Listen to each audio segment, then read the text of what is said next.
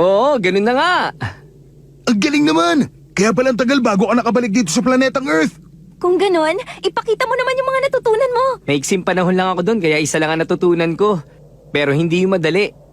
Nagtiyaga talaga ako bago ko makuha yun. Sige, ipapakita ko sa inyo yung instant transmission ko.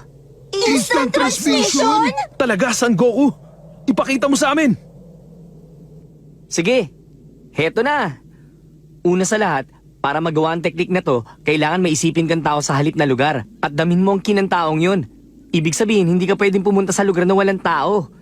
Ngayon, tingnan natin, sino kaya ang pwede? Alam ko na.